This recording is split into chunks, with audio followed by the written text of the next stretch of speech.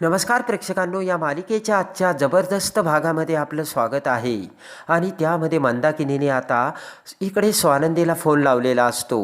मंदाकिनी म्हणते की अगं स्वानंदी, या आदिराचं काय चाललंय तेच काही कळत नाही आहे, एकही काम करत नाही आहे. आणि म्हणते कशी, मला ना जमतच नाही आहे. काल तर म्हणे काय कोणत्या टूथपेस्टचं नाव घेतलं आणि म्हणाली की ही टूथपेस्ट नाही आहे का आपल्याकडे, जसे काय हिचे दात सोन्याचे आहेत आणि बाकीच्यांचे एकदम साधे.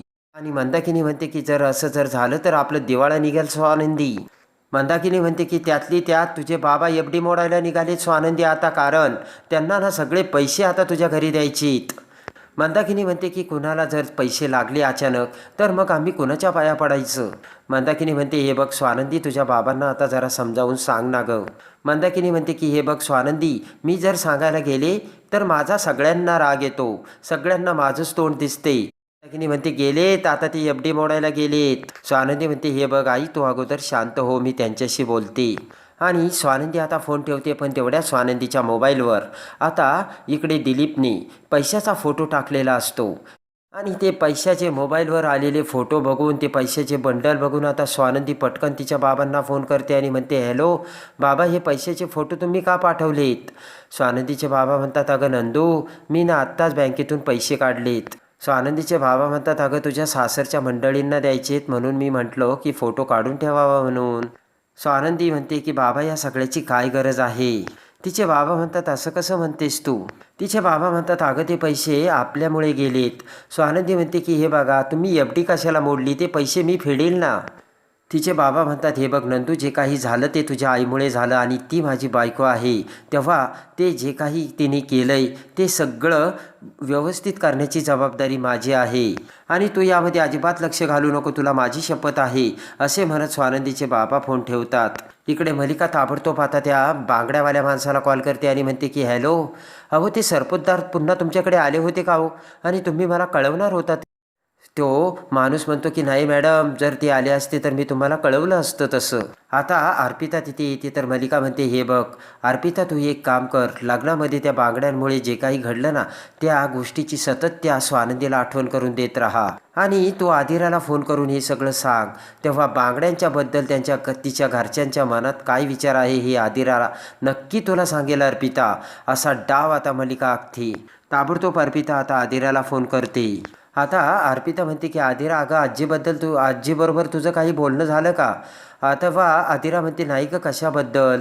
तेव्हा अर्पिता म्हणते की अगं गोव्यावरून आल्यापासून आजी ना खूपच उदास दिसते मला. तर आदिराला धक्का बसतो. आदिरा म्हणते की पण का? अर्पिता म्हणते की ती काही मला माहिती नाही, मला वाटलं तुला सांगितलं असेल तिने. अर्पिता म्हणते तूच तिला येऊन भेटून गेली तरीसुद्धा ती तशीच आहे ग. आदिरा म्हणते मी फोन करून विचारते. तर अर्पिता म्हणते नको नको, कदाचित तुझ्या सासरच्या लोकांबद्दल तिच्या डोक्यात काहीतरी विचार चालू असेल. आदिरा म्हणते की पण आता तुम्हाला त्या बांगड्या मिळाल्यात ना? अर्पिता म्हणते त्या बांगड्या मिळाल्यात. अर्पिता म्हणते पण तुझी सासूना जर थोडी एक्स्ट्राच आहे बरं का आदिरा. आदिरा म्हणते हे बघ अर्पिता ताई, तो टॉपिक आता संपलाय. आणि आदिरा म्हणते बांगड्यासुद्धा तुम्हाला मिळाल्यात आणि तसेच आजच बाबा बँकेत त्यांची एफडी मोडायला गेलीत. आदिरा म्हणते की सो त्यांच्या पैसे मिळाले की ते तुमच्या बांगड्यांचे पैसे परत करून टाकतील, तुम्ही काही काळजी करू नका. आणि अर्पिता आणि मलिकाला आता हेच हवं असतं. आदिरा म्हणते की तेव्हा तो जो काही लॉस झालाय ते पैसे परत देऊन टाकतील, म्हणजे माझ्या सासरच्यांना हा टॉट तरी ऐकावा लागणार नाही. आदिरा म्हणते अर्पिता ताई, मला खूप कामं आहेत, आपण परत बोलूयात. आणि आदिरा फोन ठेवते. आणि इकडे आजी तिच्या बेडरूममध्ये बसलेली असताना आता मेड तिथे येत आजीला म्हणते की तुम्हाला भेटायला ना उमा मॅडम आल्यात. आजी खुश होते आणि म्हणते की अगं मग पाठव ना त्यांना लवकर भेटायला आतमध्ये. तर आता उमा आतमध्ये येते. उमाला बघून आजीला खूप आनंद होतो आणि उमा म्हणते की तुझ्या पत्राने मी लगेच आली. आणि उमा म्हणते की मावशी, तुमच्या पत्राने ना मला अगदी खेचून इथपर्यंत आणलं. आजी म्हणते काही हरकत नाही. आणि आजी आता उमाला सोप्यावर बसवते आणि म्हणते खूप मस्त सरप्राईज दिलं बरं का उमा तुम्हाला. आता उमा म्हणते मला असे तुमच्यासोबत आत्या काकू असल्या ना तर गप्पा मारायला खूप आवडतं बरं का. आणि तेवढ्यात उमा गप्प होती. तर आजी म्हणते काय झालं? तेव्हा उमा म्हणते काही नाही. उमा म्हणते काय सांगू? आजी म्हणते घरी कोण कोण असतं तुझ्या ग उमा? उमा म्हणते एक मुलगा असतो पण त्याला वेळ नसतो, तो त्याच्याच नादात असतो. असतो, काय करू. आता आजी म्हणते की आमचा पिंट्यासुद्धा तसाच आहे. लहानपणी त्याची आई गेली ना तेव्हापासून मीच त्याला सांभाळते. आजी म्हणते की मीच त्याची आई आहे असं समजतो तो. मी त्याला कधी बोलले नाही पण त्याला सगळं कळतं आणि तो मला सगळं काही सुखात ठेवतो. इकडे आता मल्लिकाला खूप मोठा धक्का बसलेला असतो. मल्लिका कॉटवर बसते आणि म्हणते की नाही नाही असं होऊन चालणार नाही आणि जर सरपोतदाराने बांगड्याचे पैसे परत केले तर माझा सगळा प्लान विस्कटेल आणि मग आजी आणि समरला त्यांचं कौतुक वाटायला लागेल आणि ती स्वानंदी सुद्धा चांगली आहे असं त्या समरला वाटू लागेल. नाही नाही असं होता कामा नाही. आता पटकन मल्लिका इकडे अंशुमनला फोन लावते. अंशुमन बाहेर असतो आणि आता अंशुमनला फोन लावताच मल्लिका म्हणते हे बघ अंशुमन, इकडे खूप मोठा प्रॉब्लेम झाला आहे आणि ते सरपोतदार आहेत ना ते बांगड्यांचे पैसे परत करणार आहे. ते ऐकताच अंशुमन डचकतो. अंशुमन म्हणतो काय बोलतेस मॉम, आणि तू एक काम कर ना, त्यांनी बांगड्यांचे पैसे परत करू नये असं काहीतरी कर. अंशुमन म्हणतो बरं जाऊ दे त्याने काय होणार आहे. मल्लिका म्हणते एकदम मूर्ख आहेस तू. अरे जर त्यांनी समरला पैसे परत केले तर समरला ते चांगले नाही वाटणार का. समरचा त्यांच्या मनातला राग निघून जाईल आणि आपल्याला तेच नको आहे अंशुमन. मल्लिका म्हणते असं काहीतरी कर. त्या स्वानंदीचा बाबा पैसे घेऊन इथपर्यंत पोहोचता कामा नाही अंशुमन. इकडे आता आनंद हा समरला सांगत असतो की 30 नोव्हेंबरला आपल्याला सगळं फायनल प्रेझेंटेशन रिपोर्ट्स कंप्लीट करायचे, त्यामुळे 30 तारखेला आपल्या कोणत्याही मीटिंग्स असणार नाहीत. आणि इकडे आता समर हा आनंदसोबत बोलत असतानाच तेवढ्यात आता समरचा फोन वाजतो. फोन वाजता क्षणी समर तो फोन बघून आनंदकडे बघतो. समर म्हणतो की रोहनच्या बाबांचा फोन. तर हसतच आता आनंद म्हणतो की मग घे ना. आणि समर आता फोन उचलतो तर रोहनचे बाबा म्हणतात नमस्कार, कसे आहात तुम्ही. समर म्हणतो मी मजेत आहे. तर तुम्ही कसे आहात असे समर बोलताच आता ते म्हणतात मी छान आहे, पण मी तुम्हाला कामाच्या वेळेत फोन केला का. स्वानंदीचे बाबा म्हणतात की हे बघा मी तुमचा जास्त वेळ घेत नाही, तुम्ही आता ऑफिसमध्ये आहात का. समर म्हणतो हो पण मी आता निघणार आहे. स्वानंदीचे बाबा म्हणतात बरं मी मग असं करतो घरी येऊन भेटतो. तेव्हा आता समर म्हणतो काय. समर म्हणतो काही काम होतं का. तेव्हा स्वानंदीचे बाबा म्हणतात की मला तुमचे पैसे परत करायचे. समर म्हणतो काय. बाबा म्हणतात की लग्नाच्या वेळेस जे बांगड्यांचे तुम्ही पैसे दिले होतात ना. समर म्हणतो की बाबा ऐका ना, त्याची खरंच काही गरज नाही, तो विषयही आत्ता नको. स्वानंदीचे बाबा म्हणतात पैसे परत केल्याशिवाय माझ्या मनावरचं ओझं कमी नाही होणार. स्वानंदीचे बाबा म्हणतात हे बघा मला ते पैसे परत करायचे, तेव्हा येतो मी घरी, तेव्हा प्लीज तुम्ही नाही म्हणू नका. समर म्हणतो ठीक आहे. समर आनंदला म्हणतो की ते पैसे घेऊन येत आहेत, बांगड्यांचे पैसे परत करायचे म्हणतात.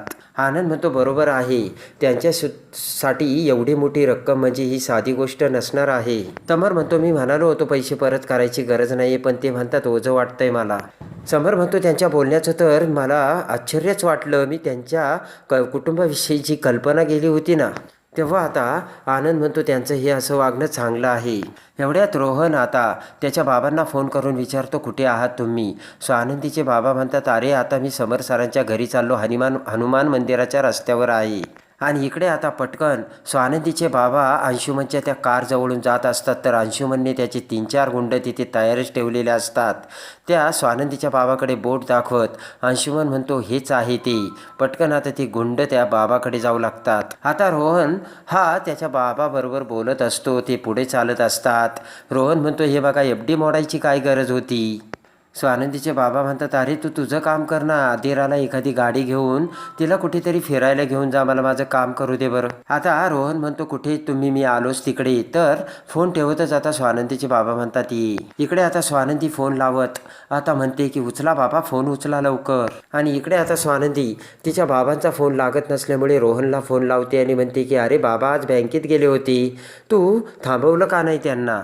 रोहन म्हणतो की तुला काय वाटलं ताई, मी त्यांच्याशी बोललो नसेल का. स्वानंदी म्हणते मुळात तुम्ही हे सगळं काय करताय, मी करते हे सगळं आणि करील. स्वानंदी म्हणते बाबांना अपराधीपणाचं वाटणं काहीच गरज नाही आहे त्याची, बाबांची यामध्ये चूकच नाही आहे. रोहन म्हणतो ताई मला हे कळत नसेल का. स्वानंदी म्हणते हे बघ रोहन, आत्ता बाबा जे करतायत ना ते मला अजिबात पटत नाही आहे. स्वानंदी म्हणते की माझी आई आहे, तिच्याकडून चूक झाली ते मला मान्य आहे, त्यासाठी मी हे पूर्ण करणं माझं कर्तव्य आहे आणि त्यासाठी मी नोकरीसुद्धा करणार आहे. आता लगेच आता रोहन म्हणतो, हे बघ ताई, मला नाही वाटत बाबा तुझे ऐकतील म्हणून. इकडे आता स्वानंदीचे बाबा हे रस्त्यावर आलेले असतात, तर पाठीमागे आता गुंड पाठला करत असल्याचे त्यांना समजते. पटकन आता स्वानंदीचे बाबा पाठीमागे बघतात, तर ते गुंड त्यांच्या पाठीमागे उभे असतात. आता स्वानंदीचे बाबा पैसे व्यवस्थित धरतात आणि एवढ्यात आता ते गुंड स्वानंदीच्या बाबांना चौफेर वेढा टाकतात आणि स्वानंदीचे बाबा आता त्यांच्याकडे बघत घाबरलेले असतात. आणि त्यानंतर आता ते गुंड आता स्वानंदीच्या बाबांना मारून आता त्यांच्याकडचे पैसे हिसकावून घेतात आणि स्वानंदीच्या बाबांच्या डोक्यात दांडा टाकून आता ते पैसे घेऊन तेथून निघून गेलेले असतात. आणि एफ.डीचे सगळे पैसे आता अंशुमनने त्या गुंडाकडून आता स्वानंदीच्या बाबाकडून हिसकावून घेतलेले असतात. तर आता समर ते पैसे पुन्हा कसे मिळवणार हे बघण्यासाठी आणि या मालिकेच्या डेली अपडेटसाठी आपल्या चॅनलला लाईक करा, सबस्क्राईब करा.